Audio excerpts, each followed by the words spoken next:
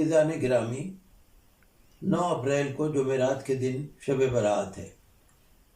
یہ بہت ہی مبارک رات آتی ہے، سال میں ایک بار آتی ہے، جس میں اللہ تبارک و تعالی پورے سال کے فیصلے فرماتا ہے، انسان کی تقدیر لکھی جاتی ہے۔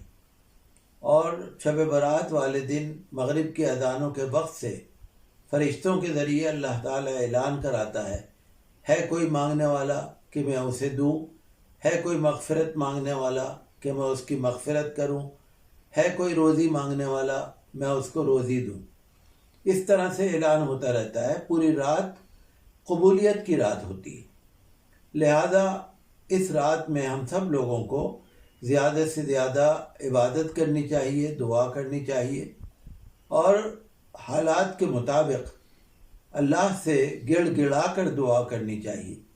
نفل نمازوں کی کثرت ہو، قرآن کریم کی تلاوت ہو، تسبیح ہو، استغفار ہو، درود شریف ہو، تو اس طرح پر ہم رات کو گزاریں اور شب بیداری کریں۔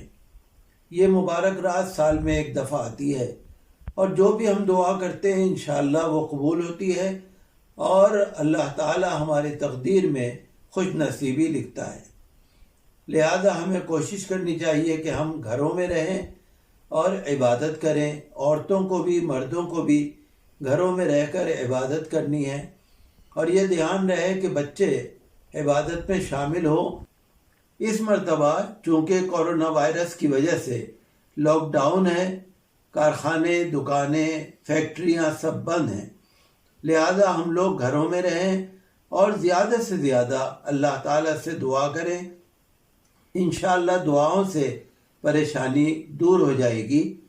اور کچھ لوگ قبرستان جانے کے لیے اس رات میں بہت اہتمام کرتے ہیں، تو چونکہ لاک ڈاؤن ہے، بیماری پھیلنے کا ڈر ہے، اس وجہ سے آپ گھر سے ہی اپنے رشتہ داروں کے لیے دعا کریں، اور قبرستان میں جانا ضروری نہیں ہے۔ اگر ہم گھر سے بھی ان کے لیے دعا کریں گے، ایصال ثواب کریں گے، تو انشاءاللہ وہ قبول ہوگا۔ تو میں آپ لوگوں سے یہی اپیل کروں گا کہ یہ مبارک رات سال میں ایک مرتبہ ہمیں ملتی ہے، اس میں ہم عبادت کریں اور قانون کی خلاف ورزی نہ کریں، لاک ڈاؤن کی مخالفت نہ کریں، اور ہر طرح سے اس رات کو کامیابی کے ساتھ شب بیداری میں گزاریں۔ اللہ تعالی ہماری آپ کی سب کی دعائیں قبول کرے، اور آنے والے دن ہمارے سب کے لیے مبارک ہوں، اور رمضان المبارک کا مہینہ بھی ہمارے لیے خوشیوں کے ساتھ آئے۔